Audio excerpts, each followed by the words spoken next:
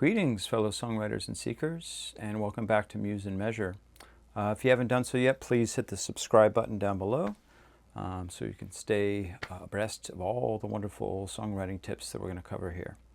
So today I want to talk more about lyrics, and especially the old saying, show, don't tell. No ideas but in things, the William Carlos phrase. Well, what does that mean? That means that instead of just giving the idea, which is kind of a summation of the whole state of affairs, like I feel heartbroken, you're going to show through the five senses. That's why show is not the best word. You're going to give a sensory experience of what you're talking about so that the listener, reader gets an image in their mind, or they have some kind of sensory experience of what you're talking about, so that they go into an imaginary world where they're actually kind of embodying the character of the song, whether that's you as an autobiographical writer of the song or a persona that you're taking on, or maybe you're writing about it in third person, right? So I want to give some examples of this, and we can talk about how they could be turned from a tell into a show. One little caveat, though, is that generally the tell, it's okay to use a tell in the chorus because that's kind of your moral theme of this whole song. That's what the whole song's about. That's the kind of abstracted idea of the whole song. So usually you'll find tells there, but in the verses especially, you want to have lots of showing because you're really telling the truth slant, as Emily Dickinson put it.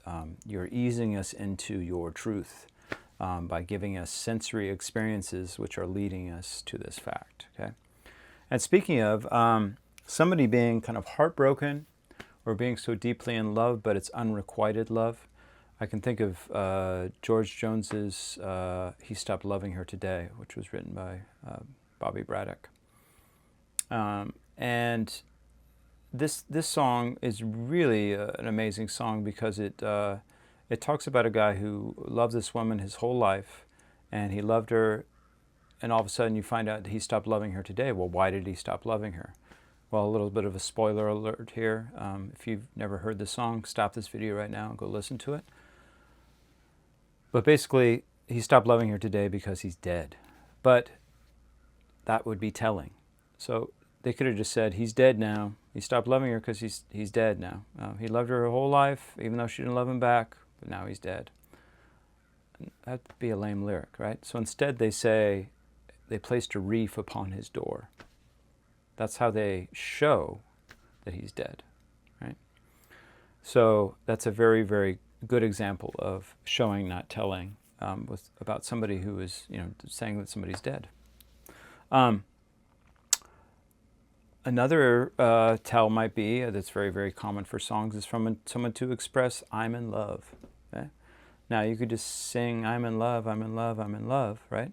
But that doesn't really communicate what the feeling is like of being in love. Unless you've been in love, you're not going to know what that feels like. Or maybe what you're trying to express is that what's special about how you're feeling about being in love, or maybe how painful it is, in the case of George Jones's song. So we can think of my hands shake when she walks in, her coat still hangs on my chair. So being just so like everything reminds you of that person. I look in the window and I see the shine of her locks reflected back to me. I think of, that old Elvis song, I'm all shook up. He says in that, I'm in love, I'm all shook up. But the lyrics in that are really showy lyrics. And Otis Blackwell wrote that song. My hands are shaking, my knees are weak, I can't seem to stand on my own 2 feet. Now, what sense is that? Well, that's more the kinesthetic, right? That's about the movement of the body. It's like, it's all about being shaking and shook up and being in this constant state of discombobulation, which is an excellent, excellent way of showing. It really gets us into the experience of that.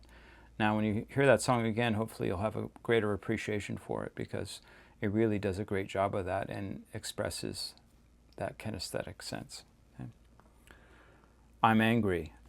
So instead of saying I'm angry, you could have slamming the door, breaking a glass, shouting into the wind. I want to leave this town, like, which is a common feeling that people feel, especially when they're teenagers. They want to get out of town and have a fresh new life. Gas tank full, map folded on the dashboard, dust kicking up. Those are some possible examples of showing not tell. And we can think of Thunder Road by Bruce Springsteen. Roll down the window and let the wind blow back your hair. He also has that great line, instead of saying she left, he has the front door slam. Okay, so these are great examples of showing, not telling. And when you're looking back over your lyrics, when you're in the revising stage, check to each line and go, am I showing here or am I telling?